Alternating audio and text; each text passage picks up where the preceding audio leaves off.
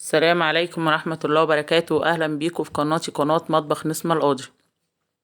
أتمنى اللي أول مرة يشوف قناتي يشترك لي في القناة ويفعل زر الجرس عشان يوصلكم مني كل جديد. النهاردة يا حبايبي زي ما انتوا شايفين كده هنعمل مع بعض اللفت. كل سنة وانتوا طيبين، موسم اللفت ظهر والشتا بقى والمخللات بتاعته الجميلة. النهاردة احنا معانا هنا اللفت اهو. اول حاجة لما تيجي تشتري اللفت تشتري اللفتاية اللي هي لونها كلها بنفسجي كده غامق، عشان تبقى حلوة معاكي ومدورة زي ما انت شايفة كده. يعني اللفتاية تكون وسط، ما تكونش كبيرة قوي، وتكون كلها لونها بنفسجي عشان تلون معاكي، ما تحتاجش بنجر. وبتبقى حلوة وناشفة في التخليل دي، ما بتبقاش طرية معاكي. يعني لما بتتخلل معاكي تبقى ناشفة كده وما بتبقاش طرية وبتبقى حلوة. هنا هنخلل بس، هنشيل العرش بتاعه، هننضف العرش بتاعه زي ما انتوا شايفين كده. هنشيل حاجة بسيطة بس منه، يعني مش ما تشيليش كتير عشان التلوين بتاعه يبقى ملون معاكي. زي ما انت شايفة كده انا بنضفه، بشيل العرش وبشيل العنق الاخضر بتاعه. وبعد ما هتم الكمية كلها بقى هنقعه عشان الطين. انتوا عارفين اللفت بيبقى مزروع في الطين نفسه، بيبقى كله طبعا طين.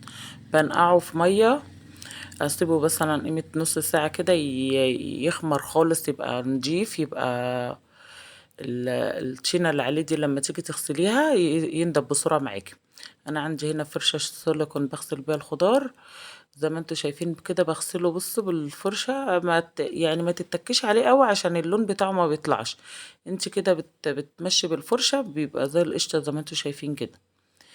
بعد ما هغسله بقى، انت في ناس بتحب تخلله سليم، لا انا بحب اخلله واقطعه. هتقطعيه بقى بالطريقة اللي انت عايزاها، يعني الطريقة اللي تفضليها في تقطيعه قطعيها. دي ترجع لبراحتك بقى. يعني في سكاكين بتقطع المخللات، تقطعي زي ما انت عايزة. في ناس بتحب تخلله سليم عشان بتقولك ايه ده، هو بيشربش مية وهو سليم. هنا بقى هقطعه زي ما انا بقى يعني متعودة اقطعه، اي تقطيع عشوائي كده، عشان انا احس ان انا مخللاه في البيت. هتم تقطيع اللفت زي ما انتوا شايفين كده. وبعد ما هقطعه كله بقى، هنا انا بوريكم، بصوا بقطعه تقطيع عشوائي خالص. التقطيعة دي ترجع لراحتك بقى، يعني التقطيعة اللي تعجبك. بعد ما اقطع الكمية كلها، اللهم صل على النبي، هقطع كمية المخلل كله وارش عليه ملح بقى. هنا انا بقطع معاكم اهو. هنا قطعت الكمية كلها قطعتها بقى، هرش عليه ملح. بعد ما ارش عليه ملح كله هقلبه كويس في بعضه. انا بعمل المخلل اللفت بالنظرية كده. يعني انا لما بكون بخلل اي مخلل تاني بظبط الملح بتاعه بالليمونة، بالاسفة بالبيضة، بظبط الملح بالبيضة. بس انا عشان انا خاطر بدعفل اللفت بالملح الاول عشان خاطر اي سوائل فيه نزلها، فبعمل بالنظرية كده. هنا انا بعد ما قلبت الملح كويس باللفت عبيته بقى في البطرمانات، ودول الحبة بقى الزيادة. هيقعد بقى معاكي ساعتين ولا حاجة، هتلاقي اللفت معاكي خاص خالص. يعني هتيجي تلاقي اللفت خس وخالص معاكي. بصوا هنا انا بوريكم اللفت جاب ميته ازاي وخس. انا فضيت البطرمان الكبير مع البطرمانين الصغيرين على البطرمانين، وحطيت الباقي بطرمان صغير. هنا بقى ديت غطا ايس كريم، بضغط بيه كده على اللفت عشان يبقى يعني يبقى غطسان تحت. المية كلها تغطي معاكي المخلل، ما يبقاش اللفت عايم على الوش. اللفت اللي يبقى مش طايله المية لونه هيتوت ومش هيبقى حلو.